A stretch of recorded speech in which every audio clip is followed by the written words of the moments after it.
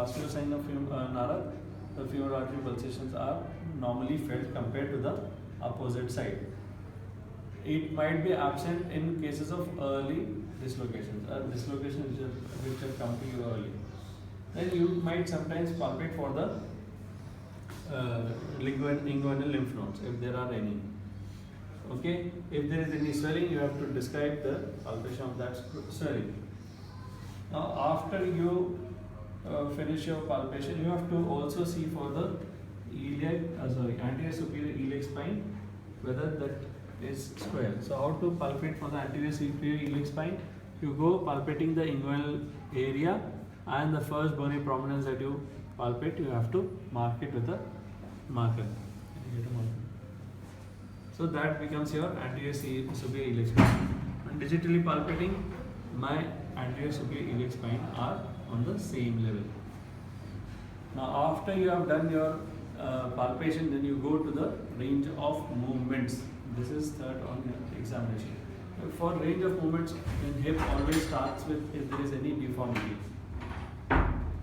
To see for flexion deformity, you have to first see whether there is any exaggerated lumbar lordosis.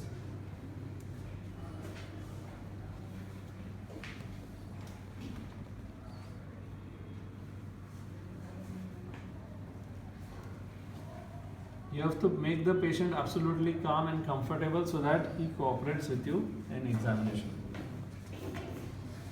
Now, for me, both the ASIs are at the same level, and there can be a migration of ASIs. If there is an adduction deformity, it migrates proximally. If there is an abduction deformity, the ASIs will migrate distally. After you finish your palpation, you have to see for the range of movement. If there is any flexion deformity, then you insinuate your fingers below the lumbar spine and you flex the opposite normal hip. You flex the opposite normal hip to such an extent where the lumbar lordosis should obliterate and the lumbar spine should touch your fingers. And then you see if there is any angle made by this thigh with the bed. If that is there, you again press it down. If it is going down, then you don't have any deformity. But if it is not going down, that means that there is a flexion deformity, and you can measure it with a goniometer. Now that is called as Thomas test. The Thomas test is done for flexion deformity. Now, once you determine that there is a flexion deformity of say 20 degrees, so the limb will appear like this. And further flexion up to say like 90 degrees is possible, then you will say further flexion up to 90 degrees is possible. So whatever amount of flexion, beyond that it can be painful, it can be painless. Or sometimes the patient might not have any problem and the limb will go completely compared to the normal side. Okay, so this will finish flexion. If there is flexion deformity, extension will always be absent. Otherwise, you have to make the patient you have to turn the patient on one side and see for the extension if there is any.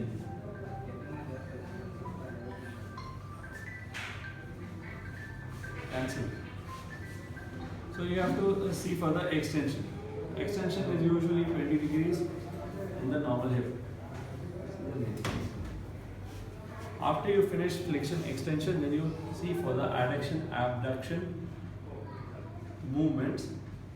So before you go for movements, again you will have to see whether there is any deformity. So the deformity, if there is any apparent deformity, will be seen with the migration of the ASIs. So in an adduction deformity, the ASIs will be proximally migrated. The anterior superior iliac spine will be proximally migrated. So you have to square the pelvis in that time. How to square the pelvis from adducted that proximally migrated position?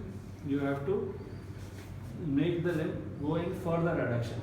So the more you adduct, the pelvis will come down. At one point, both the ASIs will come at the normal straight line, and there you stop. And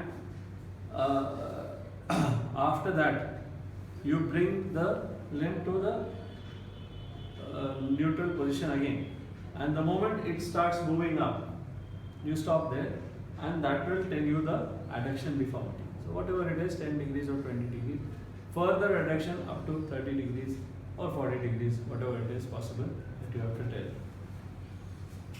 If there is an abduction deformity, abduction deformity, the ASIS will be at a lower level, and then the limb would be actually apparently long, or depending upon whether there is any true shortening or not, it can be in its position. So to determine, to bring the pelvis again to normal, or square the pelvis, bring the ASIS at the same level, you have to abduct the limb to such a level where the ASIS should go up. At one point, it will come at the same level. Then you again adduct it to that level where it is going down. The moment you feel that the ASIS is moving, you stop there, and that will tell you the abduction deformity. Further adduction, you check it, and then it will tell you how much further abduction is possible. Okay. After you have done abduction, adduction, if there is any abduction or adduction present on either side, there won't be any adduction or abduction deformity, because it is a corollary. Whenever there is a deformity, the opposite arc movement will be absent. So if there is movement in both the arcs, that means there is no deformity.